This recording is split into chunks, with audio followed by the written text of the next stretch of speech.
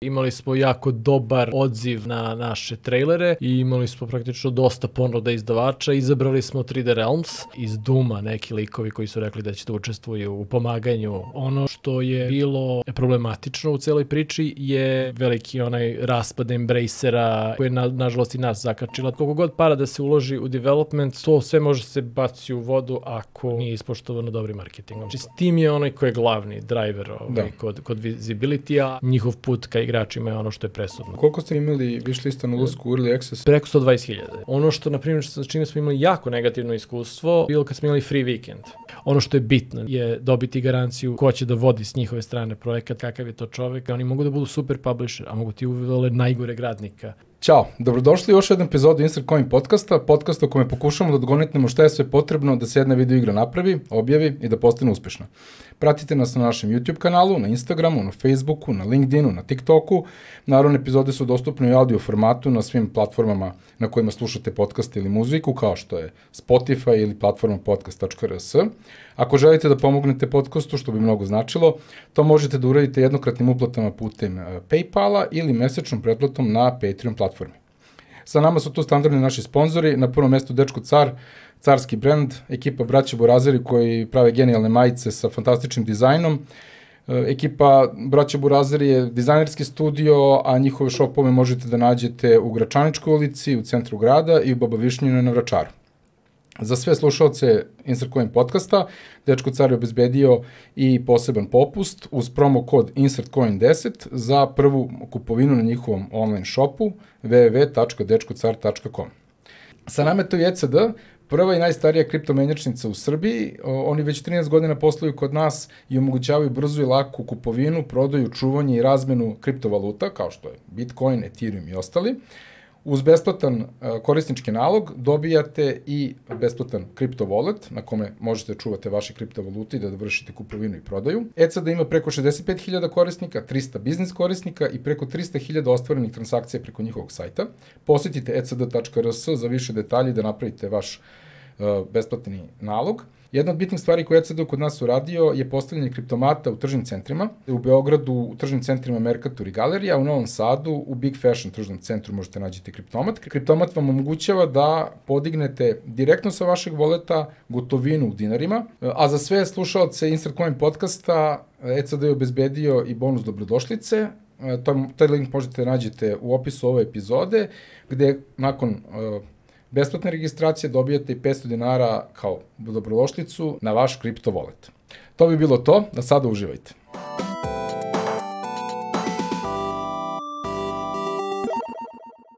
Sa nama je danas tu Goran Rajšić, kreativni direktor Pet Project Games studija, ekipe koja je radila na igri Rip Out. Igra je prilično ovako interesantnog koncepta, first person shooter sa dozom Doom-like atmosfere, a opet ima novi miks, to jest novu varijantu susreta sa neprijateljima koji bukvalno se morfuju i prelaze iz jednog oblika u drugi. Interesantan koncept, odličan gameplay. Danas ćemo pričamo o tome kako je prošao Rip Out i da vidimo šta se kuva u Pet Project Gamesu. Ćao, dobrodošao. Ćao, hvala. Ja sam nahvalio sad kako, nadam se da nisam bučerao. Ne, sve korektno. To je okej, dobro. Ništa, prethodni put kad si bio u podcastu pričali smo rana faza o ranoj fazi Rip Outa. Da, dugo prošlo, u prethodnoj epizodi, gde smo stigli. To je bilo pre nego što smo dobili izdavača, znači da li sam tad pomenuo kao je bilo stanje i ne sjećam se više, imali smo jako dobar odziv na naše trailere i imali smo praktično dosta ponuda izdavača, izabrali smo 3D Realms, najviše zbog toga što su onako kao iskusni sa pucačinama. Znači to je bilo neki rezon i dobra stara ekipa, tu je bila iz Duma neki likovi koji su rekli da će da učestvuju u pomaganju u Rip Outu, što se nije desilo, to je bila laž notorna, pošto su odmah gledali svoje posle, znači tu su bile obećavane razne stvari, brda, planine, doline, ali počela je lepo saradnja sa njima, mi smo tu onako bili jako zadovoljni i nekako sigurni u projekat u početku. To je lepo je krenulo, lepo je išla saradnja sa njima, razvoj je dobro tekao, znači ekipa je bila stabilna, nismo imali onako neke, već pošto je ekipa od dosta iskusnih ljudi sastavljena, nismo imali nikakve početničke greške, osim učenja Unreal-a, ali to nije neki težak problem, mislim, Unreal je dobar gaming. Alat kvalat, da. Tako da, sve je lepo išlo, wish liste su se nizale, followeri su se nizali, imali smo dosta onako i streamera i demo je odlično prošao na Steam Festu.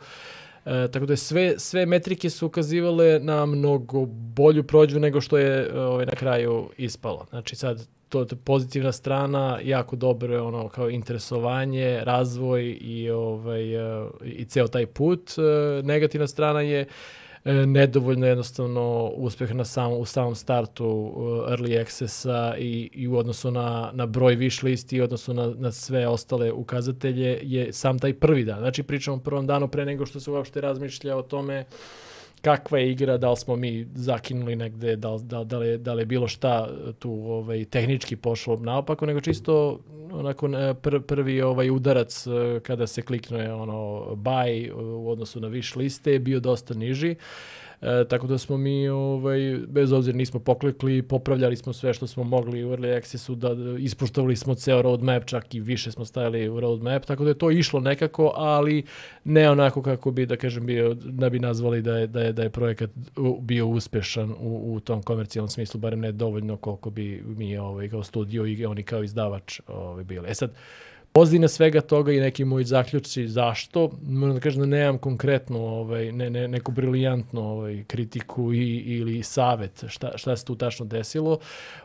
I opet vraćam se na prvi dan. Jel Steam algoritam, od toga zavisi znači mnogo uspeha. Ako se probije i ako dovoljno ljudi čuje, onda će ići na bolje, bez obzira da li igra ima neke falinke ili ne, to je trenutak preloma, jel, da li. I sad taj trenutak preloma se nama nije desio sa time, tako da koliko god da se kasnije popravlja ili dodaje, ne može toliko više da da vetar u leđa do 1.0 release-a od Early Accessa. Ono što je bilo problematično u celoj priči je cela stvar sa veliki raspad Embracera i cela ta stvar koja je nažalost i nas zakačila, tako da smo postali manje interesantni kao manji studio i projekat koji nije neki AAA, AA, nego jači indie projekat. I onda nismo imali tu podršku pri marketingu u najudarnijim tim zadnjih nekoliko meseci pred izlazak Early Access. Tako da to je jedino što bi mogao da kažem da je neki negativni pokazatelj cele stvari mogao da bude, ali kažem nije to po meni dovoljno, pošto smo već imali dosta pratilaca i publike da smo očekivali da čak i bez neke jake marketinške inekcije to prođe. Tako da nije prošlo, nismo dobili tu inekciju, znači ta inekcija jeste bitna, očigledno da je bitna na prvom danu, jer tu se sudi sve ostalo. Tako da i to je ujedno i problem možda game industrije, što taj prvi dan je onako udarni za sve ostalo, znači po čemu se sve ostalo sudi. Tako da kao studio smo zadovoljni koliki projekat smo izneli smo sve te naše feature, našu priču, uz sve greške koje smo napravili u smislu tog žanra koji je bio taj first person co-op horror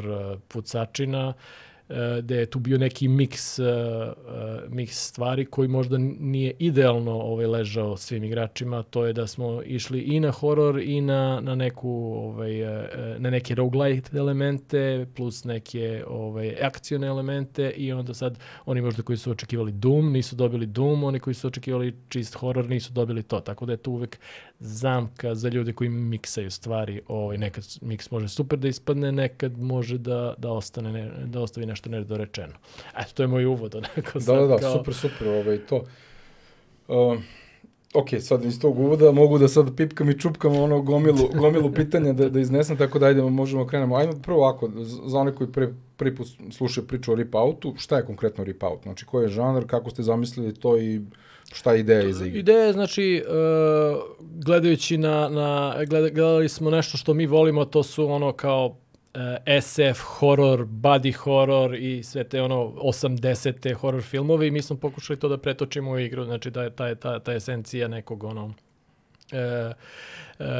The Thinga, Aliena i takvih filmova unutar igru kroz neki opet našu onako da ne kopiramo nego da damo neki pečat originalnosti sa biomehanikom i oružjem koje je živo i koje samo napada na neprijatelje. Tako da smo imali taj ulazak u neistražene, to jest u abandonovane svemirske brodove sa opet tehnologijom koja nam pomaže da protiv tih mutanata koji su opet biohorror, mi se borimo sa biohorror oružjima. Tako da je to bilo nešto za zagriženje ljubitelja tog žanra. A pritom da ispoštujemo i taj co-op žanr koji je u principu nezahvalan za horor, jer svim ti igraš sa nekime, to je malo je teže plašiti se. To je pogotovo ako imaš lepu veliku pušku u ruci koja je živa i opasna kao i neprijatelji.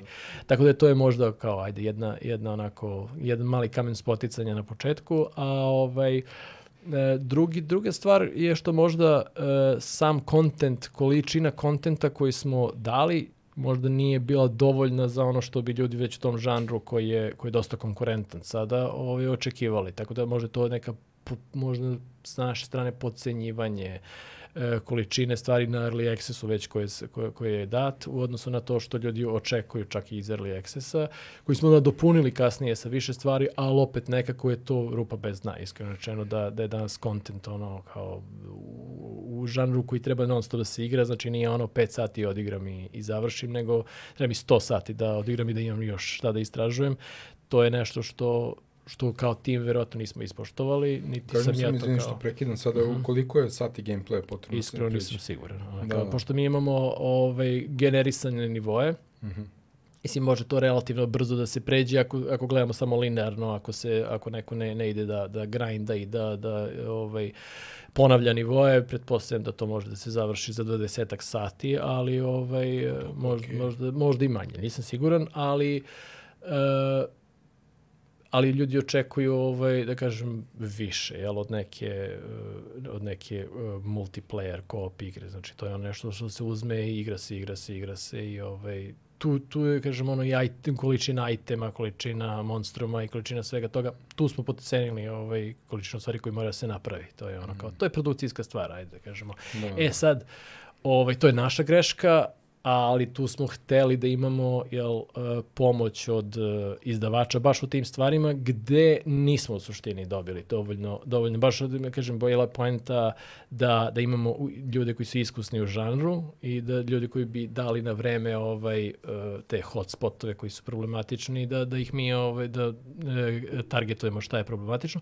Prilično je bio odnos kao sve to super, momci, kao tapšanje po ramenu, gde očekuješ od izdavača da, mislim, moje ranije iskustvo sa izdavačima nije nikad bilo tako. Obično su nezadovoljni, obično traže više, drugačije, menjaj i obično ljudi onako pizde zbog količine promjene i kompromisa koje treba praviti sa izdavačima. Ovdje je bilo suprotno, ovdje je bilo bukvalno radite što hoćete, super je, kao hoćete još više, ubacite ovo što vi hoćete, kao, tako da taj deo je bio lep, ali opet kažem, mislim da je bolje imati lošeg roditelja u tom trenutku kada te kritikuje. Da, good cup, bad cup, da. Realno, kaži mi samo, 3D Realms je i finansirao development ili je to što drugačije? Delom je finansiran. Delom imamo, znači, vlasnik našeg studija finansira, a 3D Realms je delom, znači, marketing i deo... Ali jesu davali finansijski? Jesu, i finansijski plus marketing, ok, dobro. Da. Sad, taj marketing deo je bio jako slab. Da, nezadovoljavajuće. Mislim, ono što je, mislim, ljudi koji uopšte se bave, znači, gamingom, i kada rade sa izdavačima, mislim da je jako bitno da znaju da to što dobiju i koliko god para da se uloži u development, to sve može se baciti u vodu ako nije ispoštovano dobrim marketingom. To je ono što, znači, svi hoće da prihvate ok, daj mi ti pare ja imam sad pare da završim to što sam hteo. Ako se ne obaveže izdavač i ne ispoštuje to da marketing zaista bude propraćen sa bukvalno istim budžetom, mislim, ili barem 50% budžeta cele igre mora da bude marketing, ako je to nekih 20-30%, to to ne može da pije vodu. Znači, to je jednostavno, danas je realnost da mora na samom, za većinu igara, mislim, uvijek postoje izuzeci i u žanrovima, ali za većinu igara je realnost da mora marketing da bude prilično usklađen sa uloženim. Tako da to je ono što mi nismo baš insistirali dovoljno. Znači, jesmo kao bili zadovoljni kao ciframa to koji su oni nama nudili, ali jednostavno sad iskustvo pokazuje i ono posle naknadna pamet i istraživanje pokazuje da je to smešno bilo sve što se tiče marketinga. Tako da jednostavno to je ono najveći gorki ukus, najveći gorak ukus koji je ostao ustima posle tog iskustva sa izdavačima. Osim ovoga što se njima desilo, a to oni nisu mogli kontrolišu, viša sila. Viša sila, bukvalno. Kaži mi samo, jesu uspeli da dođu do nekih streamera, ili su streameri uhvatili igru, jesu igrali, kako je tu bio feedback? Pa imali smo dosta streamera, imali smo neke streamere koji su sami tražili da igraju igru i imali smo dosta videa koji su solidno prolazili, ali sad nekih hit streamera, da kažem da smo imali, ne, oni nekih velikih, milijonskih pregleda i tih stvari koji bi zaista promenile. Jel mi smo gledali statistike kasnije, koliko zaista je dolazilo prodaja ili višlo istova ili bilo čega od streamera, ne mnogo. Mislim, čak i od jačih videa nije konverzija dovoljno dobra. Znači, konverzije su se dešavale najviše, verovatno, pri nekim Steam eventovima, znači pogotovo sa Steam Next Festom i takve stvari. Znači Steam je onaj koji je glavni driver kod visibility-a, ako se ne priča o nekom agresivnom marketingu sa strane izdavača. To je ono što zaista Steam je veliku moć da igru i sahrani ili je onako... naravno njima oni gledaju šta će zaradi pare, mislim, tako da ako igra je onako ima potencijal, oni će da je gore, ako ne, oni će to sahrane, ali njihov put ka igračima je ono što je presudno za ljude. Tako streameri, da, okej, ako neko zakači kao famozni Scorn koji je imao PewDiePie-a, kada to jeste nešto može da privuče, ali to je mega najjači YouTuber u tom trenutku i onda ne može baš sa nekim današnjim situacijom da se poredi, koga bi trebali sad naći da bude na tom nivou da bi progurao igru na taj način. Da. Ok, dobro, do tih velikih je generalno teško ili nemoguće doći. Da, ili... Pa skupo, mislim, može opet sa marketingom, mislim, mogu oni da se zakažu i da se daje ogromne 100.000 i da, streamovat će oni, nije to problem sad. Ko ima i ko misli da je to neophodno, što u nekom slučaju ako nema drugi način, definitivno treba uraditi ako neko ima pare da to podrži. Mislim, ako je neko uložio toliko i toliko para i pogleda koliko košta streamer i vidi da mu treba to da bi se probio, definitivno je to način. Sad, pored ostalih načina da se igra gura. Da, jasno. Dobro, mislim, ok, na kraju dana bez marketinga je jako teško. I sad tu opet se postavlja pitanje kao da li je ići self-publishing, indie varijanta ili raditi sa prime publisherom. Opet, eto, to je, Ripout je jedna od igara koja je prošla kroz taj moment da se radi sa publisherom, da publisher radi jedan deo posla ok, a onda zakaže nekim drugim frontovima, koji god da su razlozi, opravdani, neopravdani, nije ni bitno da ne ulazimo u to, nego samo pitanje toga da li onda jedan studio treba da se zakači za publishera i da žrtvuje taj ozbiljan deo revenue share-a ili da gura sve sam. Mislim, evo, iz primjera indie igara ovde kod nas konkretno, self-publishing do sada nije baš najbolje prolazio, čast izuzecima, ali u većini slučajeva sve se svodi na kraju do visibility-a na Steamu. Da. I onda je jako teško tu sad nešto uraditi. Pa, mislim da je problem što ne postoji uopšteno pravilo za svakoga. Znači, ne postoji nešto što bi reklo, da kažeš, zavisi prvo od igre. Znači, ali igra može da bude i savršeno da odradi svoj posao publisher i da igra bude sve po PS-u i da opet ne prođe, apsolutno. Znači, problem sa game industrijom, ono što se sad i priča i što smo pričali je što je sve manje i manje izvesnosti šta će se uopšte igrati i sve manje i manje mesta na tržištu za nove igre. Tako da nije dovoljno biti super, nije dovoljno imati marketing, treba svašta, znači treba i pogoditi nišu, trenutak, i hitičnost, sve te stvari moraju se sklope i onda se to vrlo svodi na kocku, jel? To je skoro kocka sada.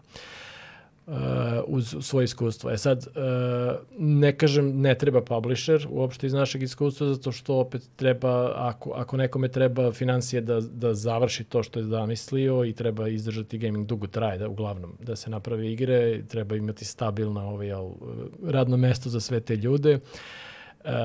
Publisher će tu pomoći ako se napravi dobar deal i ako on vidi da je to projekat koji ima potencijal da vrati pare. Ako publisher opet ne ulazi zbog toga, nego priča samo da će da da neki visibility i savete i eventualno neke boothove na Gamescomovima koji su potpuno isplativi. Mislim, to je cijela priča sa svim ovim sajmovima mrtva. To je bacanje para. Mislim, može samo onaj koji ima ogromne pare da ima neki benefit od toga.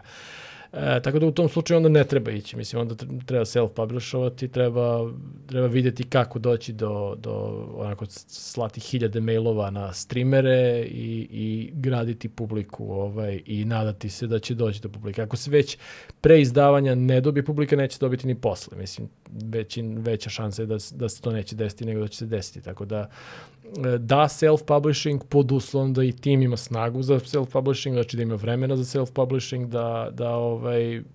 da zna koje su mu metrike, znači koliko ljudi treba da zainteresuje, koliko će mislim, to smo pričali sad, wish liste isto nisu dovoljan pokazatelj, ali ako ih nema, to je već pokazatelj problema, znači to je, ako ih nema, tek onda publike neće biti, ako ih ima, možda će biti publike, to je, da, broj višli, koliko ste vi imali višlista na ulasku u Early Access?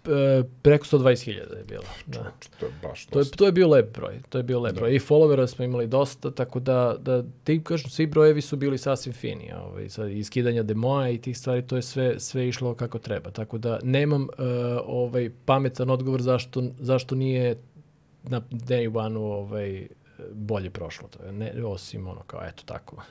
Da, se možda potrafilo sa nekom većom igrom za izlaskom? Nije ništa. Mislim, barem ne ništa problematično što bi bilo... Da, što ne gađa vas konkretno u žanru. Da, interesantno. Dobro, kaži mi koliki je tim radio na igri? Pa 12 ljudi. U principu uz naravno outsource kad nam zatreba. Bilo je tu outsourcera koji rade dodati content kad nama zatreba u nekom trenutku, neki par meseci da se neko uključi i ostaje tako 12-13 ljudi u timu. Tako da sad taj tim dalje piči, znači živi smo, zdravi smo, naučili puno toga, radimo za PlayStation Rip Out, to je sledeće i još 2 projekta sa strane pripremamo kao neku vrstu demoa da se odlučimo u kom smeru bi išli sa nekim iskustvima koji smo iz Rip Outa doneli, tako da vratit ćemo se na buduće planove, neću mnogo, pošto znam da ne možeš da pričaš mnogo o tome, ali imam par nekih pitanja na tu temu.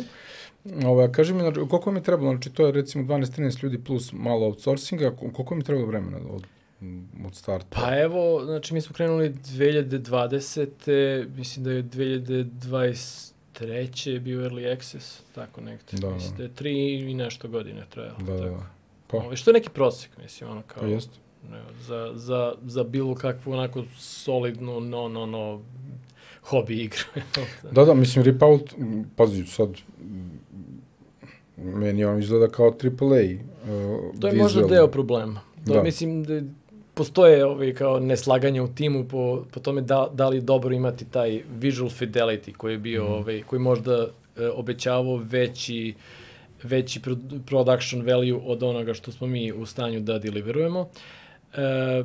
Nisam siguran. Ja pre mislim da je možda veći problem što je privukao Doom publiku koja možda nije idealna za to, nego što je obećao nešto više.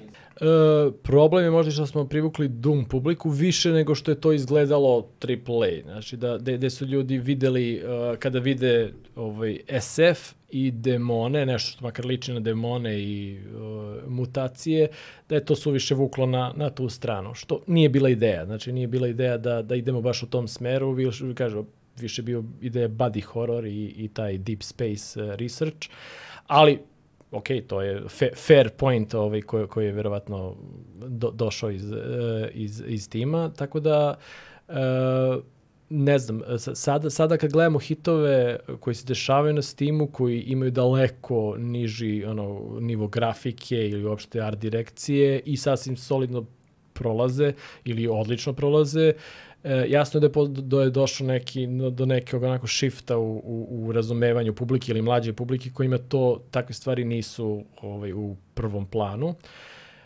I onda da gledaju na ove stvari kao, aha, to je ova vrsta igre, to je vrsta igara koje su kao rezervisane za ovu publiku, mi igramo ovo, mi se zezamo, tako da ima i toga.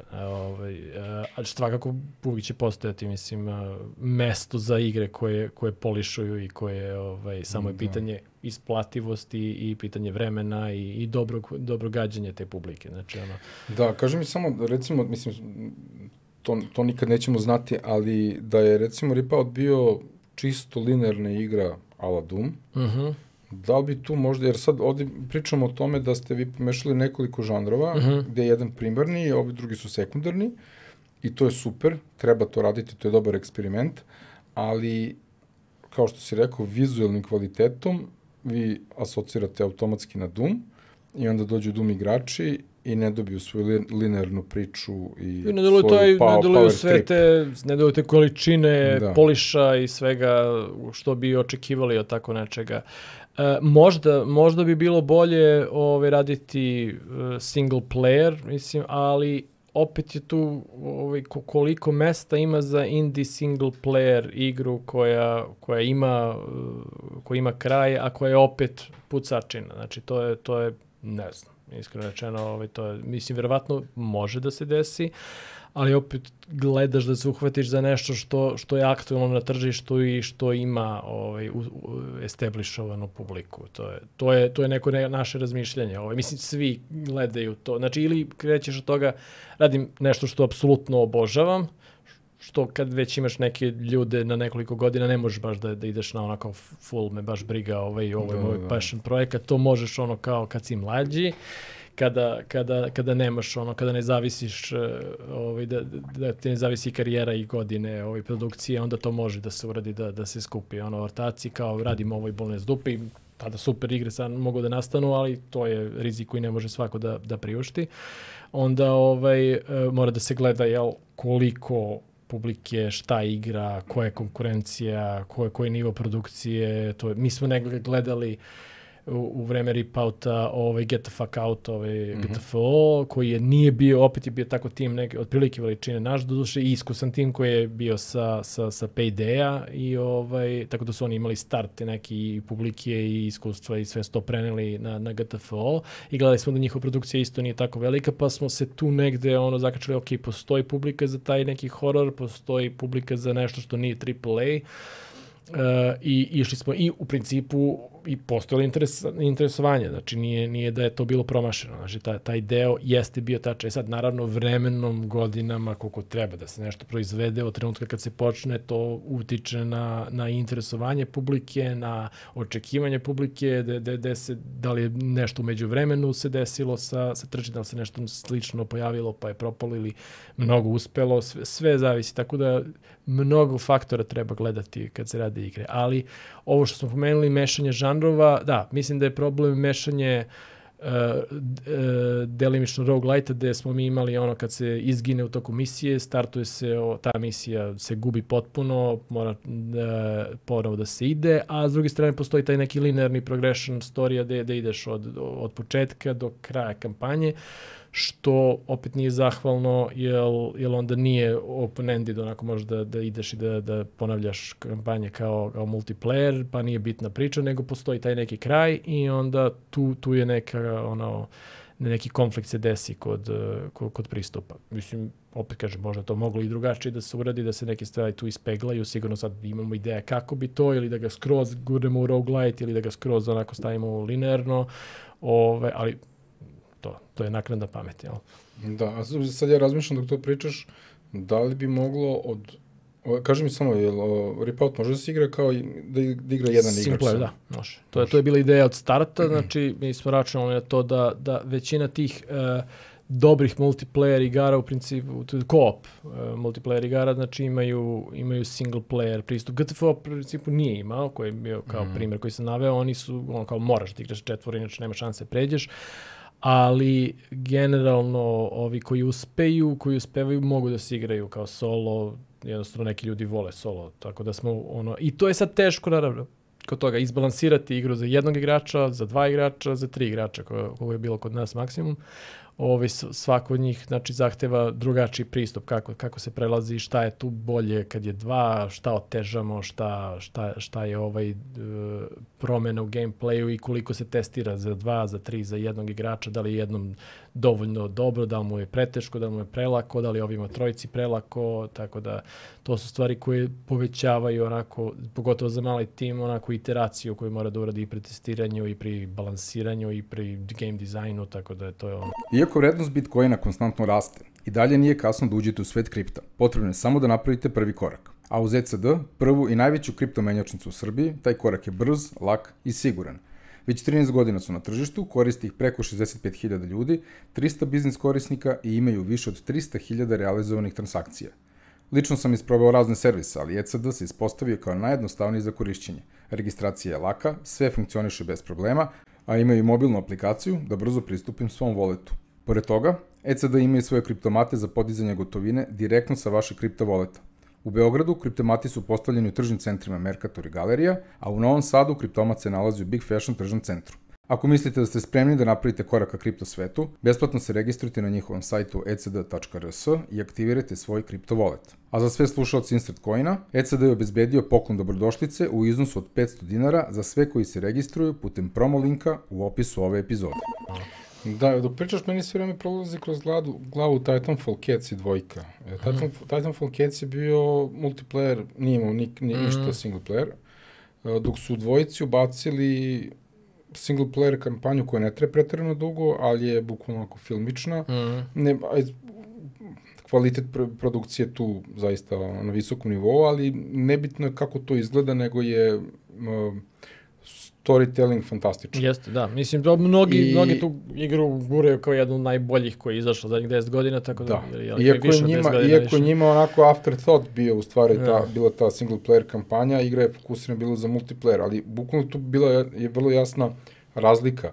Multiplayer su mape, single player je svet kroz koji prolaziš. I sad, moje pitanje tu dolazi, da li bi možda neki DLC, neki Ripout 2, ili u stvari iskoristiti sve što imate sad napravljeno i napraviti jednu single player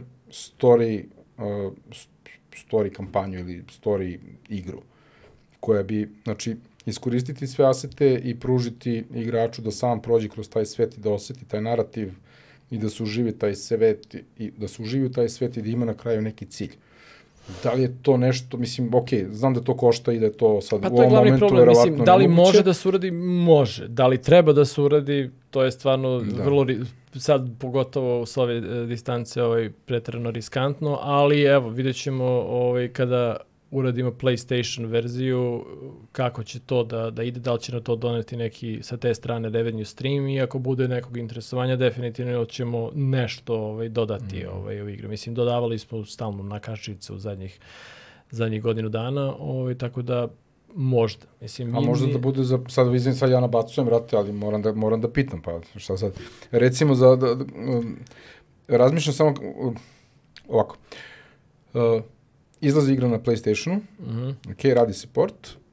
Šta bi bilo kad biste vi za PlayStation ekskluzivu napravili da postoji ta single player kampanja? Znam da je gotovo i da ste previše daleko u toj fazi, nego čisto hipotetički razmišljamo o tom nekom scenariju, znam da nemamo tačan odgovor niti ni ja, ali razmišljamo o tome kao izlazimo na PlayStation, port će imati dodatnu single player kampanju, kao ekskluzivu na Sony prvih X i posle ona prelazi na PC. Da li je to nešto što, mislim...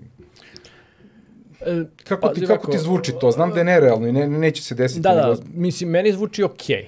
Ali, kažem, uraditi to bi trebalo prvo, znači sad preraditi, što se radi port za PlayStation koji sam po sebi je neki challenge, da se sve to, da se prođe kroz sve stepenice koje PlayStation daje da bi to bilo tamo sve ok, frame rate-ovi, učitavanja, njihovi interfejsi i sve što oni očekuju od igara. Samo to 1 na 1 je već dovoljno teško da bi mi sad nešto radili posebno i to bi bilo predugo trajalo u ovom trenutku. Tako da naknadno, kažem, ako postoji interesovanje i ako ispeglamo dodatno, onda bi možda i uradili. Mislim, vodili smo mi diskusije o nekom modu za igru, jer smatramo da ima dosta dobrih stvari koji možda zbog drugih stvari nisu došle do izražaja i onda smo razmišljali kako da spakujemo nešto, da sabijemo sadržaj koji je dobar i da se ratociljamo nekih nepotrebnih stvari i da se fokusiramo na brži da ulazak u igru i uopšte da dođe brže do tog eksperijensa koji smo ih htjeli. Ali, opet kažem, nismo trenutno finansijski više ne da ne možemo, nego kažem nema inicijative toliko da se to uradi, to je suština. Da, dobro. Da, nije lako. Dobro, kaži mi sad konkretno, igra je načinili ste 120.000 wish listova, konverzija nije bila dovoljno dobra, znači konverzija u prodaje u Early Accessu nije bila dovoljno dobra da kažete ovo je hit. Šta se dešavalo onda između Early Accessa i V1.0? Pa, radili smo roadmap, oni koji smo obećali, znači novi neprijatelji, oružija, mape, to je sve išlo onako, da kažem, po PS-u rađeno i okej, kao bilo je tu uspona i padova, bilo, mislim, oseti se onako interesovanje kad se izbaci već i update i pohvale i to bolje kritike, pa onda opet padne. Ono što, na primjer, s čime smo imali jako negativno iskustvo, je bilo kad smo imali free weekend. To je bilo, i to najviše zato što je došla pogrešna publika. Ja. To je znači, jel, tada kao besplatno je pa će bilo ko da proba, onda dođe ljudi koji apsolutno niti vole to što su dobili i prilično su onako otvoreni da kritikuju, tako smo dobili tu dosta negativnih reviewova, što je opet loše za algoritam. Gde je bilo očigledno da ljudi koji su došli, mislim da čak pitanje da li vole uopšte i taj žanr, kamoli podžanr, tako da je to bilo onako više za nas iznenađenje da smo očekali veći boost, a free weekend je bilo baš nešto najgore iskustvo koje smo imali i kada apsolutno je donao samo negativne stvari. To je U kom momentu je bio free weekend? To je nakon ili pre 1.0, znači to je bilo kao treba da bude uz neki update, smo imali znači veći update i onda je free weekend krenuo i to je baš onako bilo niti financijski kao neki ozbiljan boost bio, a definitivno, kažem, doveo publiku koju posle nije bila zainteresovana. Kažem, mnogo veći impakt je kad se desi neki update ili neki deal of the day, deal of the week ili tako nešto, ne bilo kako, ili neki event Steamov na koji se nakačimo, onda to ima mnogo bolji odziv. Ali ovo je, kažem, bilo začuđujuće, onako, više za nas dobra lekcija, kao ne treba davati besplatno bilo kome, jer to može baš da se odbije o glavu i to je evo nešto što ne bismo nikad ponovili. Da, a kaži mi kakav je bio community na Discordu? Znam da tamo sam član Discorda, nisam aktivan naravno, ali bili su prilično dosta komunikacije bilo sa ljudima oko svega živoga i dosta su bili zadovoljni, da kažem. Mnoge stvari koje smo mi uopšte i menjali u igri je bilo i iz onoga što smo dobili kao feedback od demoa i od ljudi sa Discorda. Ali opet ono što su kasnije ljudi zamerali se nije toliko pojavljivalo kao problem u tim diskusijama. Tako da je to malo ono što ljudi trebaju da znaju da neće uvijek dobiti od feedbacka ono što je stvarno možda problematično u igri.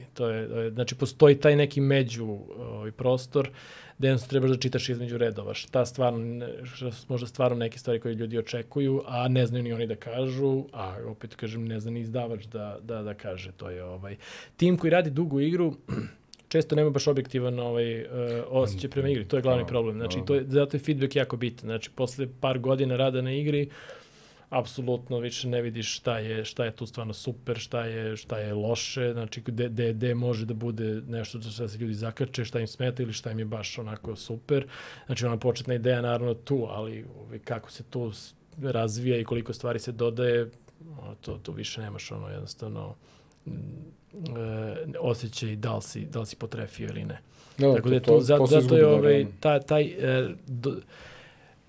kvalitetan feedback i testiranje su užasno bitni, znači za bilo koju igru.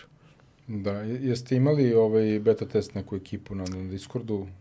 Imali smo i beta testove, kažem, i demoje, i internet testove, tako organizovano bilo je. Ali, kažem, opet, posle, u odnosu na to, u odnosu na ono što smo posle ispravljali, znači posle ovog Early Accessa, dosta stvari, ja mislim da se razlikovalo. To je dosta stvari koje smo mi mislili, ok, pošto smo imali ogromnu listu, to-do listu koje smo ispravljali i dosta stvari smo mi popravili od onoga što smo dobili kao feedback, tako da smo sa te strane bili dosta onako zadovoljni u smeru kom ide i kao kako reagujemo na feedback. Gledali smo, ali opet kad izađe, onda je opet, znači, prava reakcija te publike je drugačija. Znači, ima novih stvari koje se pojave, ima stvari koje se jednostavno očekuje uopšte koji se ne dobije. Tako da, i to je umeće znati kako testirati igru. To je ono, i sad to bi volio da kažem, tu treba naći nekog izdavača koji tu ima iskustva i stvarno zna da prođe nađe prave ljude koji će da daju dobar feedback u tom trenutku. Znači, nije sve jedno nikoga dovedeš na feedback. Jeste koristili oni play test na Steamu? On njihov feature? Nismo, ne. Da. To je ono kao varijanta gde ti bukvalno na Steam strani objaviš play test i onda ljudi se bukvalno prijavljuju, ulaze da testiraju igru. To je dobro, to je nama, na primjer, za Heretical nam je donelo baš onako dosta dobrog feedbacka i dobili smo statistike od većeg broja ljudi nego što imamo na Discordu. Okay. Znaš, i onda, gledaš, prosečno vreme igranja je ostalo. Pa jeste, dobar je bio feedback. Pomogao je dosta, jer je onda, znaš, mi koji pravimo igru, kao što si rekao, jednostavno se zatupiš, jer toliko je puta igraš da određene stvari prolaziš pored njih, znaš, ja imam ovu rutu da bih što pre stigu tamo do kasnije nekog dela igre, uopšte nisam skrenuo desno ili levo. Ovde, kad se skrene, propadne se kroz rupu. Ja tu nikad nisam stao, jer nema šta, znam, to je neki aset i to je to, znam šta je. Ljudi kad dođu, upadnu u to i kao, wow, imate ovde rupu u mapi, kao, brate, okej, ajde, pečuj to. To se dešavalo. Ali onda opet i ljudi koji su na Discordu, koji testiraju igru, i oni dobiju malo zamar materijala posle određenog vremena. To jeste, da. I onda taj public play test na Steamu je bio jako dobar, gde su došli ljudi koji nikad nisu igrali igru, a prijavili su za taj besplatan test. I to je bilo u principu jako dobro, jer smo dobili fresh feedback od ljudi koji nisu imali prethodno iskustvo sa igrom. I baš je, nismo ništa tu revolucionarno otkrili, ali je bilo jako interesantno da dobijemo još više feedbacka, da se potvrde neke tvrdnje, da se neke tvrdnje opovrgnu naše i tako dalje. I dosta je pomoglo da se izbalansira igra, da se neke regije možda malo čačno još dorade i tako dalje. Super je bilo iskustvo. Znači, public play test na Steamu, to je taj njihov feature. I kao kada isprobamo, super je prošlo. Tako da mislim sad, oni ne mogu da ostaju review, znači ne postoji taj neki negativni element koji može da se desi. Tako da to je onako preporuka za to, pa videti sad, otko znam, znaš, sad opet mi smo sve radili sami, nismo imali publishera koji može da nam ponudi bilo koju vrstu testiranja, ni QA, ni play testing, tako da okej, štap i kanap, taj feature bio dobar na Steamu, eto, to mogu da kažem sigurno. Da, ali nama, na primjer, na Hereticalu najveće otraženje došlo kad smo pustili igru Early Access, gde smo imali jednu mehaniku koja je bila mnogo teška i ljudi su se baš pobunili i krenuli su da ostavljaju negativne komentare, jer Heretical je teška igra, nije laka. I kao što si ti rekao malo pre, ti ne možeš da biraš ko će da dođe da kupi tvoju igru. Pa stvari kako doživljavaju, znači šta su oni doživjeli kad su gledali u odnosu na to kad su uzeli, to je ono. I to se uglavnom, ja mislim da ljudi gledaju video i na osnovu nekog vizualnog iskustva dobiju taj, možeš ti da pričaš na Steamu, možda ti piše 50 stvari, neće oni to pročitati, oni će pogledati screenshot, pogledat će video i zaključit će na osnovu toga šta je ta igra.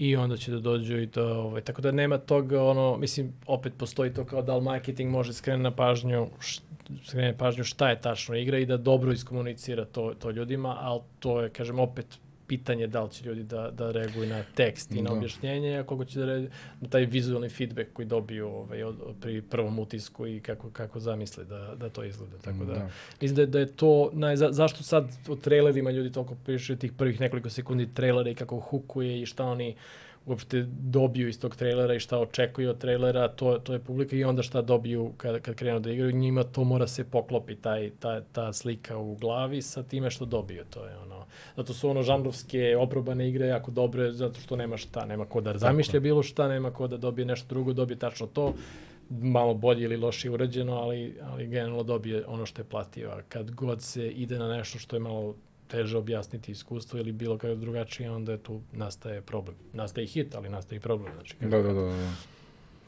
da, interesantno. Mislim, glavna fora je tu, eto, baš taj primjer sa Heretikom je bio taj što mi smo videli da ljudi nisu zadovoljni sa tom mehanikom i onda šta se dešava, mi smo mogli pustimo to tako, međutim nismo, nego smo izbacili tu mehaniku privremeno, revampovali, Vlada nešto odlučio da malo drugačije zameša taj deo, taj neki boss fight koji se dešava s vremena na vreme tokom gameplaya smo potpuno sklonili i bukvalno smo izbacili jedan deo onako koji je nama bio jako interesantan i svi ti negativni komentari su kasnije prebačeni, velika većina, čim dali možda, 5 komentara ostalo negativnih, bukvalno od, 100 i nešto recimo u tom momentu, ili možda i više, bukvalno su ljudi vraćali prst na gore. Jer smo ga pisali, kao promenili smo, odgovoriš mu to i ljudi su vraćali i dali na pozitivno. Tako da, brzo smo odreagovali i dobro se pokazalo. Sad, možda smo mogli budemo tvrdoglave i pokažemo, ne, to je takva igra, kad krenu negativni komentari. Pa, mislim, stvari, da, to je... Ali to je samo pitanje da li ti želiš kao studio da sad reaguješ na svaki mikropotez publike. Ne treba reagovati na sve, treba znati na šta. Mislim, ako je nešto core ideja i core princip igre, svakako ne treba menjati. To je opet mislim, vrlo je primamljivo promeniti kada mnogi glasaju protiv, ali... Da. To je sad malo drugačije vreme odnosno na nekada kada jednostavno postale su igre koje bi sigurno dobile danas neke negativne reviewove, ali imaju opet zagriženu publiku baš zato što su bile takve kakve jesu, pa su samo oni ostali da igraju i vole tu igru, a ovi drugi je ne bi ni igrali. Sad s tim je malo ta demokratizacija reviewova dovodi ljude, daje im to pravo glasa koje možda publika ne bi trebalo da ima. Mislim, na taj način jednostavno treba, kupi ili nemoj da kupiš, sviđa ti se ili ti se ne sviđa, ali ceo taj sistem gde publika glasa na taj način da su oni kritičari praktično i prilično onako laki na obaraču. Šta znam, nije nešto što je dobro za kreativnost, uopšte i za autorstvo nad igrom. To je, znači, ljudi onda pokušavaju da dobiju glasove, oko političari u odnosu na svoj proizvod. I onda se plaše uopšte samih svojih odluka. Tako da, ne znam, mislim. Da, mislim, ovdje je bilo interesantno to što upravo ta zaslepljenost game dev tima, gde nama ta mehanika, taj boss fight koji se sporadično pojavljuje, mi smo naučili kako da ga pređemo. Mi znamo da u prvih nekoliko ranova ne možeš da ga pobediš. I to kad se desi, manje više se predaš, sačekaš da te ubije i krećeš iz početka. Ali zato što mi znamo da to ne može odmah. I znamo kasnije kad budeš došao do toga, kad prođeš nekoliko ranova, kad ti svoj meta upgrading odradiš, bit ćeš okej kad se budeš borio sa tim bossom, ali novi igrač to ne zna. Znači, neko ko je platio, ulazi u igru i biva prvo razvaljen u prvih nekoliko ranova i onda dođe do tog bossa tako kakav jeste i onda tek ne može ništa da uradi. Bukvalno smo shvatili kroz komentare ljudi da ih destimuliše da nastave da igraju igru. Jer mi smo navikli na to i znamo kako da se nosimo sa tim i znamo šta da očekujemo. I samo je bilo kao, nismo razmišljali o tome šta se dešava sa nekim ko je prvi put ušao to. Ali mislim, ista zaslepljenost je važila i za ljudi koji su na Discordu, jer su oni isto navikli na to. ali neko ko je kupio, ko nema nikakav dodatni kontekst za to. Da, pa mislim sad pitam da li to izbaciti ili dati kontekst, da pečovati to na neki drugi način, sad to je sve može. To je izbačeno, posle mislim da to iskorišćeno za nešto drugo, za neki drugi tamo deo i tako dalje, a za neki hardcore element igre i tako dalje. Samo smo shvatili da nisu naši igrači svi hardcore. I da većina ljudi hoće da se zabavi. Nisu Souls. Da, bukvalno, da. A mi jesmo igra with Souls-like elements. Da. I negde smo se nadali da ćemo tako publiku da privučemo, ali dođu i drugi. Tako da... Pa to je opet, kažem, moguće šta vide. Ako vide, to je top-down, RPG, ne očekuju Souls. Znači, zna se šta kad vide Souls, to je uglavnom third person sa mačevima i onda sa dodžem i to je što ljudi očitavaju. Ja mislim da je to razlog. Pa i sad ovako kada sa daljine gledam, mislim da je to glavni razlog. Mislim, ima naravno Souls igara koji nisu takve, koji su doduše, mislim da više ima ovih side scroll Souls igara, da je to ima dosta, da. Ali ovi ovako top down... Oni su više u stvari Metroidvania, ali da, imaju taj Souls-like moment. Da, to, tako da možda je to razlog, kažeš. Pa, ko će ga znati, da. U kristalnu kuglu, pa... Pasu. Dobro, ok, kaži mi sad, Rip Out je prošao kako je prošao, znači nije neidealno. Neidealno, pa da, mislim, opet kažem, mislim, bilo je uspona i padova, nismo smatramo da smo dali mnogo energije, da nije dovoljno, nije dovoljno povratna informacija bila, mi smo zadovoljni poslom koji smo radili, ali opet smo svesni i grešaka koje smo napravili, tako da, eto, šta god to značilo. Mislim, ono što je za studio bitno reći, bilo koji, je kontinuitet znanja. Znači, ne ići potpuno u drugi žanr, gde mi gledamo da ostanemo u nekom, third person, sada third person, došaljimo, ali opet neka pucačina, neki sličan akcioni stil da radimo sa sledećim projektima, znači da ne idemo skroz nećemo ići na neku strategiju ili da radimo, ne znam, neku avanturicu ili nešto tako. Generalno te lekcije nosimo sa sobom sada, tako da i sa tržištem i sa pristupom igre, tako da to je ono što je bitno. Znači, ako se radi novi žanr, opet ćeš učiti skroz nove lekcije i opet možeš da padneš u istu rupu. Tako da je to jedina sigurna stvar koju mogu da kažem kao ljudima koji rade igre, kao držite se žanra, koliko toliko. Znači, makar 2-3 igre. Pa da, znači kao ok, kad neko ima mega hit, onda koga briga, znači možda radiš šta hoćeš, pokrivate to, ali ovako, ako ideš od igre do igre, znači dobro je prenositi znanje. Znači ja, na primjer, ranije, kad smo mobilne igre radili, druga ekipa, ali i neki slični ljudi su ostali, stalno smo skakali žanr u žanr, znači to je bilo na ovo nešto nije kao, ajmo nešto drugo i onda učiš sve iz početka i tehnički i game design i publiku i to je katastrofa, znači to je baš onako kao, nemoj tako da radiš, znači to je kao bolje se držati jedne stvari, učiš, ispečeš zanat i ideš u tom smeru i svaka iteracija je bolja, čak i kako su male igre, opet držiš se toga i većina studija koji u principu uspevaju se drže svoje onoga što znaju. Znači, gledajte CD Projekt Red, znači rade RPG, open world, počeli su sa manjim, onda stavljaju sve više i više stvari, ali iz svake igre se vidi da su preneli nešto naučeno iz prošle igre. Pa From Software, od Demon's Soulsa, mislim, evolucija koja je došla na kraju do Elden Ringa, mislim. Pa to je, znači ideš jednim putem, to je kao vidiš šta ne valja, popraviš i ideš dalje, ili zadržiš ono što je dobro, ideš dalje, malo možda eksperimentišeš, ali ne ideš u stratosferu s nekog drugog. Pogledaj, mislim, to je isto Larian. Larian je, mislim, Baldur's Gate 3 je reskinovani Divinity Original Sin 2. Čak se meni više sviđa Divinity Original Sin 2. Fantastičan. Tako da, ali da, to je ista igra, mislim. To je to, unapređena, nabuđena, sve, ali više para sipano, više sija, ali to je ista igra. Da, to. Da, tako da fair game. dobro, znači ostajete u nekom first personu, će biti third person.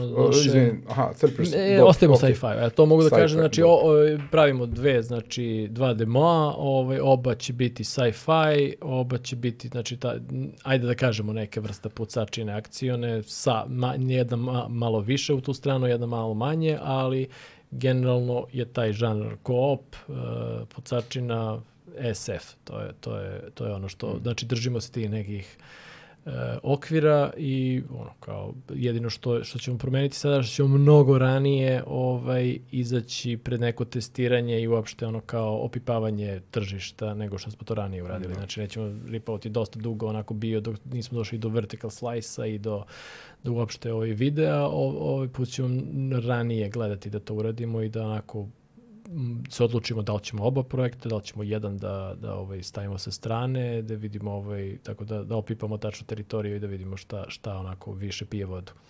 Super. Dobro, ako bude bio neki playtest, zovite da probamo. Apsolutno. Da. Jedna od bitnih stvari koje me zanima je saradnja sa publisherom. Znači, pomenuli smo iz perspektive Pet Project Gamesa, Ripouta, 3D Realmsa, Sabera, to je konkretan primjer.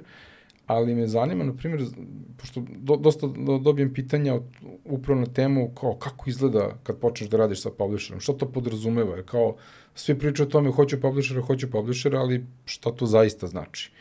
I kao ti neki prvi koraci, kao napraviš deal sa publisherom i šta se onda dešava?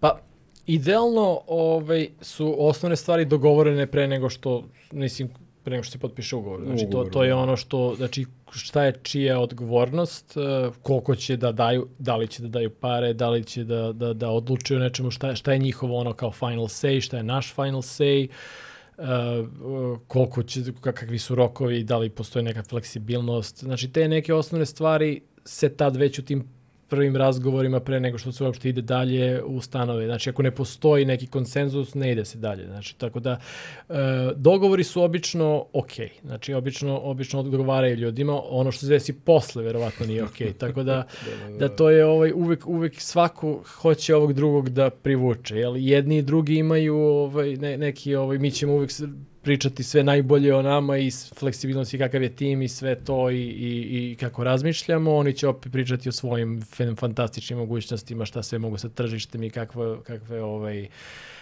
resurse imaju, kakve ljude imaju i svi ćemo, znači, se lažemo međusobno i onda će da dođe, mislim, donekle, jel?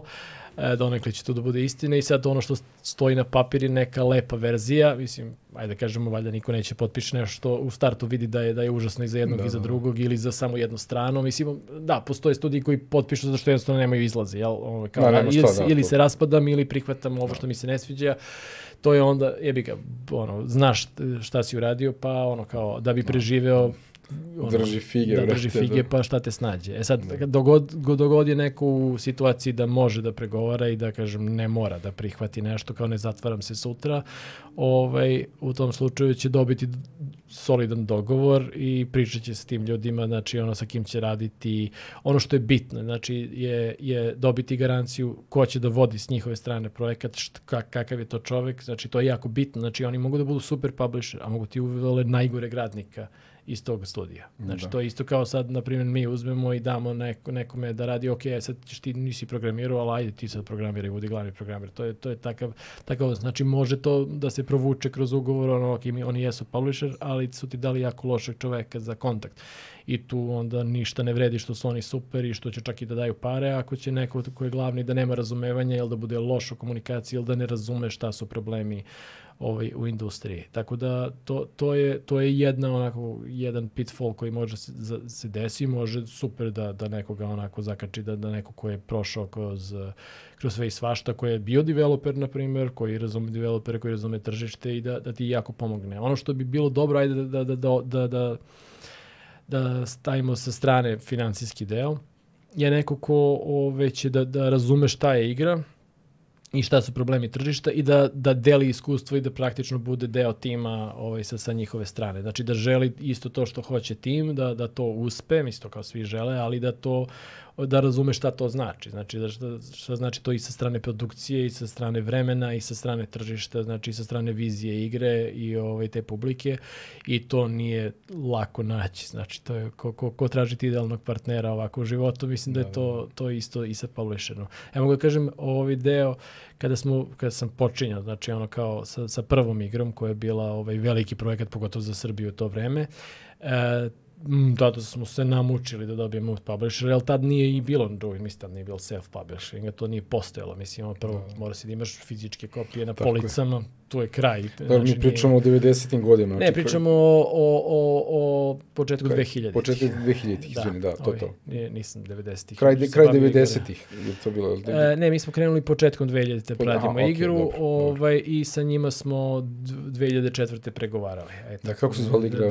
Genesis Rising se zvala, bio Dreamcatcher, to je bio kanadski publisher, AA publisher tada, znači nisu bili AAA, indie publisher, ne znam ni da li su postojali, iskreno rečeno, ako su i postojali, bilo ih je malo. Drugačije vreme potpuno je bilo, mislim, to je bilo vreme kada su engine bili $1.000.000 da uđeš u igru, znači toliko te koštalo da uđeš uopšte u gaming. Kao, hoćeš da on nema bez engine, ili piši sam. Mi smo pisali sami engine, što je najgora moguća opcija bila. I dobili smo publishera, kao sve super. Prvi feedback je bio katastrofa, znači od njih. Kad smo potpisali, znači to je bilo, evo vam novi koncept artovi, znači gledamo, prvo odvratni su, drugi nemaju veze sa igrom, znači pa tu svađe oko toga, nećemo, pa onda je ovi odmah na prvi feedback, kao negativno reaguju. Znači, tako da je to bilo pa onda menjanje suštine neke u igri i opet potpuno kontra onome što smo mi zamislili, tako da to prvo iskustvo sa njima je bilo loše u tom smislu da nisu gledali na igru kao što smo mi, a s druge strane oni su gledali to kao ovo će biti opasno za tržište, moramo ovo da uradimo. Nije toliko bilo što oni ne vide tu viziju, nego što su se plašili toga različitosti koja je bila tada u igri i fair enough, ali s druge strane, za razliku od ove sada, najsvežije, kao 20 godina kasnije u budućnosti, stvarno su komunicirali konstantno s nama, stvarno su bili investovani u feedback i bili su strogi i bili su mnogo više on board nego što smo imali sa ovima. Tako da sa te strane su možda oni bili čak i bolji publisher, znači više su nam ukazivali na naše greše, na naše neiskustvo i na stvari koje su konstantno smo sa njima bili svake nedelje, jako detaljno smo prolazili kroz sve aspekte igre, kroz projekat kakav je gde stoji, znači bukvalno morali smo njima da budemo odgovorni za rokove na nedeljnom nivou. Ovdje toga apsolutno nije bilo. Znači, to je tako da, to su dve krajnosti, da kažem, dve krajnosti, ni jedna ni druga nije dobra. Ali, kažem, meni je možda draža ta prva iz jednostavnog razloga što kao stalo im je i radili su svoj posao. Znači, to je kao radili su za šta smo ih uzeli, možda nisu dobro radili to, mislim, možda oni nisu znali dobro, ali su se potrudili da ga rade. Znači, to je u to vreme bilo kao meni dosta značajno, pogotovo što smo počinjali, tad smo išli u Ameriku na E3 sa njima, znači to je svašta bilo, znači zvali su da tamo dolazimo u Silicon Valley, da idemo dajemo intervjue po ovim tadašnjim časopisima, što je tada opet, kažem, internet nije bio toliko dominantan u tom trenutku da si ti trebao fizički da dođeš tamo i da vidiš novinara, što je sve, kažem, sve se promenilo od tada. Tako da, eto, to su dve ekstremne. Sad umeđu vremenu su nam imao raznih izdavača koji su bili ovakvi ili onakvi, mislim, to je kao nekad je okej, nekad nije okej, mislim, to je ali stvar sreće, pregovora, stvar igre, znači to ne postoji kao one size fits all. Da, mislim, od svega ovog što si ispričao, mislim, vrlo mi je to sve interesantno, ali ono što bih mogao da primetim je upravo taj moment gde je usmeno dogovoreno, potpisano, stavljeno na papir i onda nakon te tačke tebi može dođe neko ko je superstar ili neko ko je došao da ti sahrani igru, a to je diskreciono pravo publishera koga će ti dati kao osobu za kontakt. Znači njihov, da kažemo, producenta nekog ili tako, nekog lida. I ima tu dosta stvari. Čak i nešto što je potpisano ne mora da se ispoštuje. Znači, to je isto. Znači imali smo dosta situacija i ovde da potpisane stvari su kao I sad možeš ti da se tužiš, možeš, ali... Ne, mislim ne možeš. A možeš, ali kažem, ko želi da ulazi u to game industriju, pogotovo kakva je game industrija sada, mislim, ono kao ulaziti u taj horor, ne. Tako da, ne, može da se desi i to, čak ni papir te, da kažem, da neka mit o zapadu gde se poštuje potpuno kao potpisano nije tačan, mislim, to je sve opet odmeravanje šta ko misli da može i sa čime može se izvuče, tako da ništa nije garantovano, to je sve može se zadesiti, to je. Ko je, dobro, žurka. Da, sa publisherima stvarno, ja sam zaista čuo razne priče i ono što od nas i što znam nešto od preko, stvarno to je good luck. Baš konkretno na primjeru Heretical, baš kad sam i pričao sa Vladom o tome kao, šaljamo pitch deckove, pričamo sa publisherom i ostalo, na kraju dana najveća bojazan je bio taj operativno opterećenje rada sa publisherom. Jer smo bili u fazonu, da li će da nas publisher s kojim napravimo deal, znači ne bi vjerojatno plaćali za development igre, ali bi imali neki marketinški deo, znači ulogu u marketingu. I kao, šta se onda dešava kad mi krenemo da radimo sa njima? Znači, koliko je to nama dodatnog posla da menadžujemo njih, umesto da radimo na igri. I to je baš bilo onako dosta malo smo se plašili tog momenta. I zato sam pitao baš ove stvari, to šta se dešava kad počneš i kako krećeš u saradnju. Mislim, ekipa Emotion Spark, Ruveli, oni su prezadovoljni publisher. Da, to sam čuo, da. Znači, ljudi koji su dobili sa njihove strane su fantastični, dobar fit, očigledno. Dobar fit, vjerojatno su i oni tražili, koliko sam ja čuo, oni su tačno i tražili taj tip igre i verovatno je kliknulo kako treba, mislim, tako da. Mislim, moram da kažem bilo je prijatno raditi, barem u početku sa 3D Realmsom, dok nije i njima počeo problem sa Embracerom i takve stvari. Ljudi jesu bili gameri i jesu voleli to što rade. Mislim, uopšte nije u tome problem. Kažem, naprotiv, mislim da je samo kod njih nisu dali top ljudi, top iskustvo koje nama je bilo potrebno u tom trenutku. Sama ekipa i samo dosta je to prijatno delovalo i dosta je to onako smoothly teklo većinu vremena. To je samo svoje, eto tako, nažalost, neki... Pa dobro, to je viša sila, kao što si rekao. Da, to je to. Show program, dobro. Ok, sad vi radite porting ili imate ideju, mislim, vjerojatno ne možda pričaš o datumima, ali će to biti ove godine, sledeće godine? Pa, u principu mi imamo sve spremno za porting, zavisi koliko će PlayStation da nas maltretira, da sve, da bude po PS-u, tako da ne znam, mislim, može bude par meseci, može bude 6 meseci, ne, apsolutno ne. To potpuno od njih zavisi. Znači, oni mogu da neku ikonicu nađu i da kažu ovo nije po našim standardima i onda da mi čekamo mesec dana dok oni ponovo pogledaju to, tako da ono može im se, tako da nije, ali ok, nije nam to make it or break it u ovom trenutku. Naravno. Dobro, ove nove igre, dobro, vi ste znači sad u fazi prototypinga, razvoja demoa, dobro, imat ćete odluku, zovite za testiranje, zanima me da probam da vidim, ako mogu da ikako feedback dam, koji možda može da pomogne ili ne može, zavisi. Pokrili smo, znači, Rip Out, Pet Project Games, a sad jedna od stvari koja me zanima, o kojoj baš ne znam praktično ništa, je art direkcija. Evo, ja sad radim neke svoje prototipove i sad mi to baš onako, nemam taj skill uopšte. I sad kao pristup art direkciji, na što obratiti pažnju, kako funkcioniše cijel taj proces, odlučiti u kom smeru umetničkom ići. Bukvalno, ja ne znam ni šta bih te pitao konkretno, ne znaš, toliko ne znam o tome. Ajde da pojednostavimo, ono nije to mistično. Da, art direkcija for dummies. Znači, prvo se polazi od toga kakav je projekat, znači koji je žanr igre, kome se obraćaš. Znači, ono kao to određuje da li to nešto ozbiljno, da li želimo turobnu atmosferu, da li želimo veselu atmosferu, da li se obraćamo mlađima, da li se obraćamo starijima, znači šta želiš da postigneš, znači to je ono, taj zanatski deo. Znači to je ono, jel hoće, ako idemo da pravimo igru za decu, pa odmah vidiš kako je urađen Super Mario sa primarnim bojama i sa veselim likovima, sa environmentom koji je sav onako, u kojem želiš da budeš. Ono, ako opet ideš na ono drugi ekstrem, realistični horor, gde će sve biti mračno i gde će sve biti od metala i mesa i takvih stvari i znači onda ideš u potpunom realizmu, color šema je skroz drugačija, mnogo turobnija. Tako da to su neka dva ekstrema kao prvo, najjednostavnije, znači vesela igra za decu i igra za odrasle sa nekim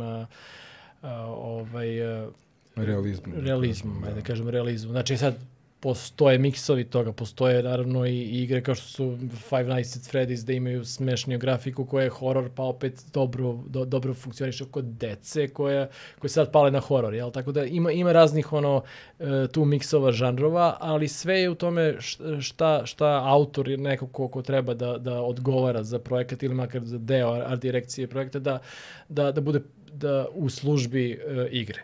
I osim ako se igra radi baš zbog art direkcije, kao pomenuli smo Firewatch ili tako neke stvari koje stvarno je u prvom planu ceo izgled igre i želi ljudi da budu u takvom svetu, tako dizajnernom svetu, tim color paletama i da iz toga dobijaš tu emociju, jel, koju pruža to. A ako je sad neki gameplay first, brzi gameplay koji treba da na prvom mestu pokaže neke poteze, animacije ili želiš da se fokusiraš na efekte, na bilo što, znači od toga se polaži. Znači u kom smeru želimo da idemo, znači koja je stvar koju želimo da postignemo i onda opet naravno tu postoji, iako neko ima viziju, ovaj žanr bi sjajno bio, znači u nekom stilu nekog možda stripa koji sam čitao, zato što se zaista ono kao nije urađeno tako nešto, a dobro se uklapa zaista u ovom stripu je to funkcionisalo, na primjer taj neki jednostavni kao neka jednostavna estetika u nekom kompleksnoj priči, pa onda spojimo ta dva i dobijemo nešto originalno, a opet nisu u konfliktu jedno sa drugim. Tako da to je ono osnova. Sad sve ostalo je kao zanatski deo, znači kako neko zna da bira da li treba nešto realistično, da li karakteri trebaju da budu primamljivi na oko, znači da li trebaju da budu odbojni, da li monstrumi trebaju da plaše, da li monstrumi trebaju da zasmeju, da li monstrumi trebaju da budu dobro optimalizovani, da li će biti 100 monstruma na ekranu, ako ih je 100, da li se dobro čitaju, znači ono kao direkcija ne može bude pretjerano detaljan monstrum, a njih ima 100 i ja ništa ne vidim, tu bude gomila đubreta, na primjer, to je ono, znači šta skreće pažnju, detalj isto je jako bitan, znači da li pozitivno jako detaljna, pa onda od samih likova uzima pažnju, da li su likovi nedovoljno detaljni za da treba da daju neke ekspresije i neke opet da se čovjek poistoveti na neki način s njima. Znači široka paleta odgovora i izbora, ali to je sve ono, to je čar tog dela posla, znači ono kako najbolje u službi cele ono što kaže priče u filmu, a ovdje bi bilo znači ono u službi gameplaya unutar same igre. Znači to je kako barem ja pristupam. Znači, meni to jeste drag deo jako u igrama i gledam da svaka igra na kojoj radim ima da bude lepa na oko. Znači, sad da li je to strašno ili je slatko, to za mene nije toliko bitno koliko je bitno da li je kad se pogleda screenshot iz igre ili video iz igre, može onako samo po sebi da bude gledljivo, da bude kvalitetno, da se to nekome dopada, čak i kad ne igra igre. Znači, to je znači, postoje razni pristupi. Mislim, pomenuli smo, postoje i primjeri da je grafika krš, onako, i da to ne smeta igri. Ali kažem, to je opet stvar nekoga da li želi da pravi tako nešto. Znači, da li bi ja želeo da pravim igru u kojoj je grafika krš zato što to nije bitno, ne bi. Svejedno bi sebe nekako izdao da pristupimo bilo čemu na taj način, kao iako može da prođe, da kažem, na tržištu ili opet kao postoji neki razlog zašto se mi bavimo igrama. Znači nismo sigurno tu ušli samo zbog novca, pošto ovo je najnestabilnije tržište koje postoji, tako da onda ako ne staviš makar neki pečat, makar nešto što iza čega stojiš, onda u pogrešnoj se industriji. Da. To mislim, meni na primjer Palworld odličan primjer odsustva bilo koje vrste art direkcije, znači to je ono asset flip, store, asset mix. Dajte ono boli ih dupe i ono kažem, svaka čast momci, kao napravili ste hit, ali je Da, ružno. On je bukvalno miks hiperrealizma i cute, nema bukvalno ništa.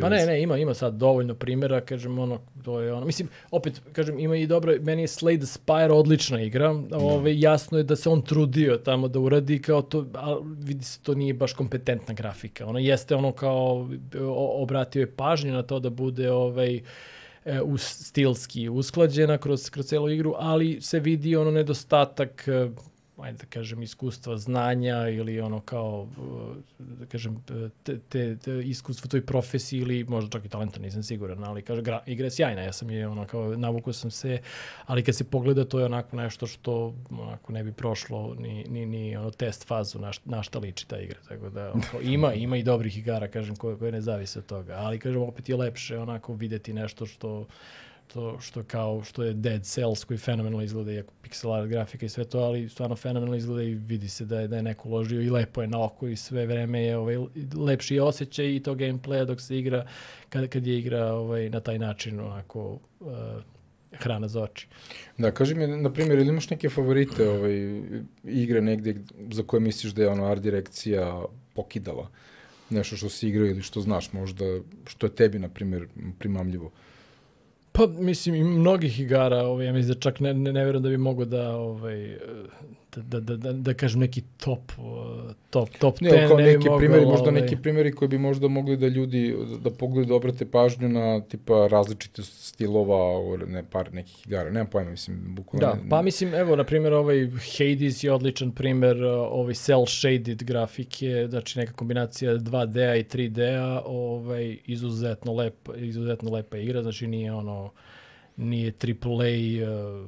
3D full onako high texture, high res, nego je onako jednostavna, lepa, to je sjajno, i taj artista, ta devojka koja je artista je kida, mislim, azijatkinja koja je baš je luda.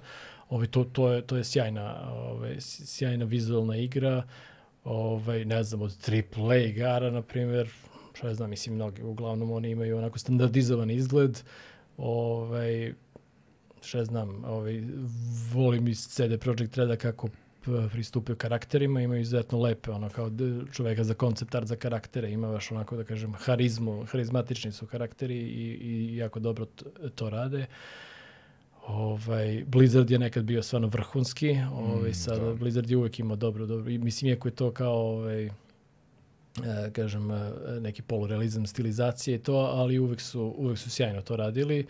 Sada više, to više nije taj stari Blizzard, sad je to već kao... Njihovi cinematici su bili, na primjer, sećam se iz vremena, Diabla... Da, to se čekalo, to se gledalo. Znači, cinematici, to je bukvalno... Da, imali su, mislim, izuzetno visok. Mislim, njihov art direktor, Sam Weiss, na primjer, nije nešto iskusan crtač nikad bio. Mislim, nikad njegovi crteži nisu bili sjajni, ali taj duh koji on uspio da prenese tamo u igrama je baš onako isijavao. To je, znači on sam po sebi, da ono što je radio, kad pogledaš, onako nije baš što si rekao, dobar crtač ili dobar artista, ali je njegova art direkcija bila odlična. Znači dosta taj duh udahnuo u Blizzardu i to je na primjer da neko opet može da ne bude toliko dobar sam kao artista, da odlično utiče na ostale da budu bolji. On je čak mnogim boljim artistima od sebe davao feedback kako da dobiju taj Blizzardov feel i kako da dobiju taj šmek. Tako da to je jedan primjer dobrih ali eto, kažem, nažalost taj studio više nije ono što je bio. Da. Ali, bože moj, žrtve svog uspeha, da, definitivno. Dobro, kaži mi sad, evo kad smo pomenuli gomilu ovih nekih različitih igara, šta ti igraš od igara? Jel stižeš da igraš? Stižem da igram, trudim se da probam što više žanrova. Iskreno rečeno, volim da igram, volim pucačine, naravno. Igrao sam sad Doom novi, sviđa mi se, uprkos nekim kontroverzama da to kao je sad taj parrying nije ono što je Doom, nije stvarno Doom igra onako ono što je bio ranije Doom, ali baš zbog toga je dobro.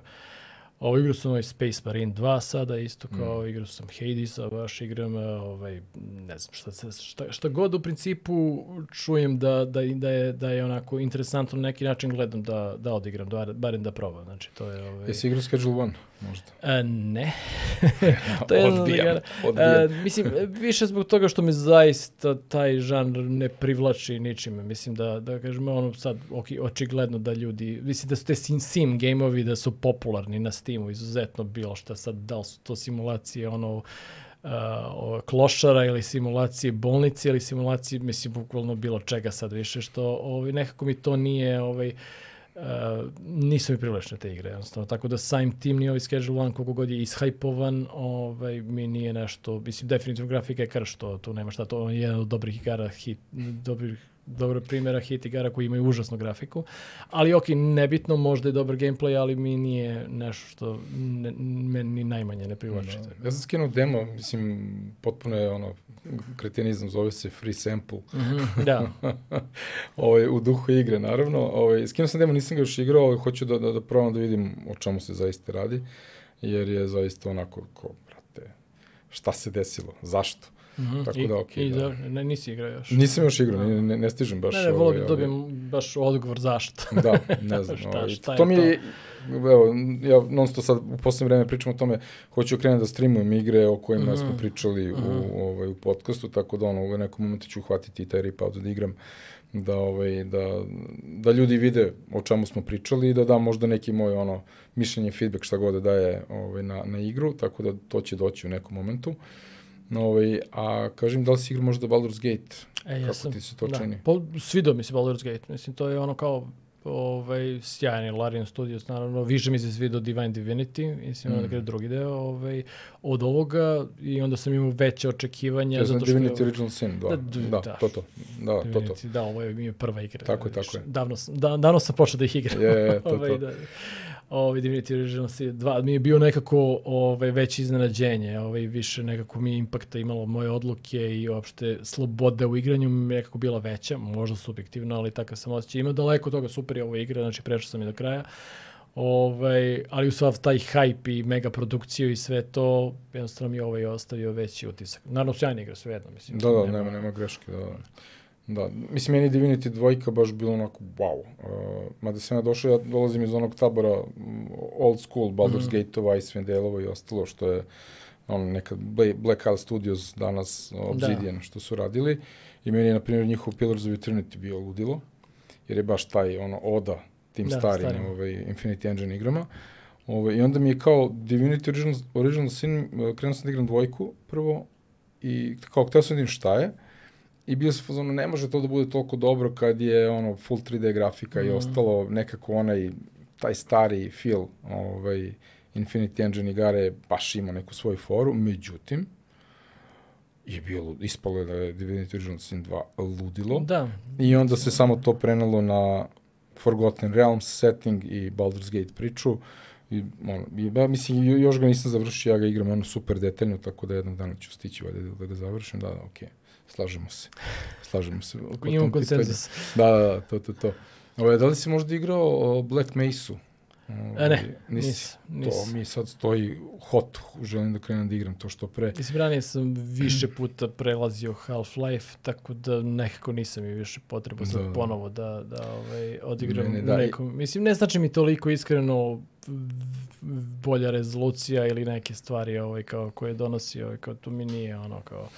U dovoljno dobrom sećanju mi je ostao Half-Life. Da, meni Half-Life koja ti je najbolja igra, ako moram da izaberem jednu najbolju igru u životu koju sam igrao, to je vjerojatno Half-Life. Svakako jedan od najjačih utisak, mislim možda ali najveći onako utisak u tom trenutku je bio kao jedan veliki veliki skok je bio u odnosu na imerziju koju igre mogu da pružaju, tada je bilo baš onako... AI protivnik je ludilo. Da, pa to ja i dalje nisam doživeo to. Mislim, da kažem da uopšte koliko god sam igara posle igrao, mislim, možda oni tehnički nisu tako razvijeni kao neki novi AI-evi, ali taj utisak da oni razmišljaju i da se ponašaju da te opkole ili da onako reaguju na tebe je... Kad baciš bobu, oni odreaguju bomba, pa se raštrkaju, pa se regrupišu, mislim, come on. To je uopšte mnogo imerzivnije i mnogo onako uverljivije nego mnoge stvari danas. Tako da... Zato ti pitam baš, jer ja sam krenuo da igram ponovo Half-Life pre nekog vremena i onda je konačno izašla Black Mesa kao gotova. I onda sam to kupio i sad kao, ajde, neću da igram sad stari Half-Life, nego ajde, hoću da odigram ovo i nikako dođem do toga. Ali pošto si fan pucačina, pa zato pitam. Dobro, oni su, na primjer, kraj igre, Promenio, znam. Jeste, mislim, iskreno jeste taj kraj igre jeste bio najslabiji. Half-Life, to je malo onako kao odskakalo do ostatka, ali dobro, mislim, možda ću ga igrati, ali kao... Moja preporuka, na osnovu svega što sam video, čitao i pratio, ali ja ga lično nisam još igrao, tako da...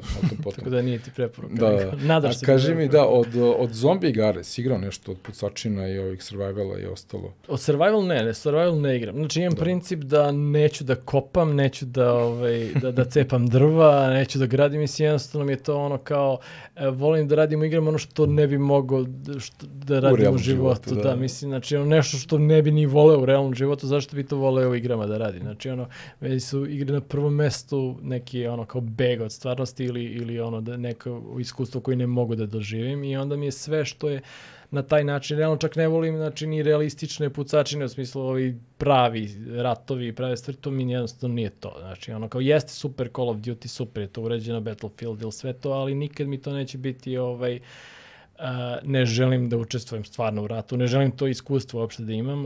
Radije ću, znači, hiljade ovih mutanata, zombija i monstruma ubijati, nego da se sad tu borim u nekoj simulaciji kao realnog rata. Tako da sve što vuče na taj stvaran svet, ono što može da se radi u stvarnom svetu, mi je nekako kao odvojeno. Ne ložite, da. Mislim, kao to mi je jednostavno, to je moj lični ukus, mislim, jednostavno kao ne volim da doživljavam te, znači hoću od igara ono što ne mogu da dobijem u životu. Pravog života. Inače bi radio to u životu, zašto ne bi, mislim, dobro, ne bi se prijavio rat, ali znaš, voziš kola ili šta god, što bi mogo realno da bolje onda potroši to vreme i ka tome što stremiš i možeš u pravom životu da uradiš, a ne ono što u igrama možeš. A kažem, to je lična filozofija. Da, jasno. Nije sud, nego je onako... Tako da, verovatno da nisi fan GTA. Pa nije da nisam. Znači, GTA je dovoljno nerealističan da ne mogu baš da ga volim GTA, zato što je to toliko onako... jeste to u našem svetu, jeste, ali opet taj nivo... Satira je velika. Da, satira i zajebancija. Mislim, nije to realistično. Mislim, ono što uradiš tamo, apsolutno nema veze sa životom. Mislim, to ne možeš to da radiš u pravom životu. Tako da, ajde da kažem da je to neka granica koju mogu da razumem zašto je to. Mislim, okej, uđeš u skupa kola i voziš, ali, znaš, ne bi niko ušao u skupa kola i napravio totalni, pokolj po gradu i, eksplozije i onda se jurio helikopterima i to, tako da je to već dovoljno besmisleno da ima nešto što stvarno ne možeš da doživiš. Mislim, to je kažem, taj nivo realizma je drugo od trke neke koja je realistična ili nekog fudbala ili bilo čega što stvarno igra po pravilima našeg sveta. To je vrhunski. Dobro, ništa, mislim da bi to bilo to. Mi smo zaista lepo pokrili smo valjda dovoljno stvari. Da. Baš me zanimalo to, cela priča oko Rip Out, jer smo započeli smo isto ovde u podcastu i onda je nekako ostalo mi nedorečeno kao da imamo izašle igre kao da prođemo kroz tu priču. Dobro, mnogo lekcija naučenih. Hvala na pozivu, u svom slučaju, uvek je lepo na čemu, mislim, popričati. To, podružiti se. Dobro, ništa, mislim, naravno, želim sreću sa ovim demoima, rekao sam opet, treći put ponavljam, ako budete imali prostora, cimnite da to probamo.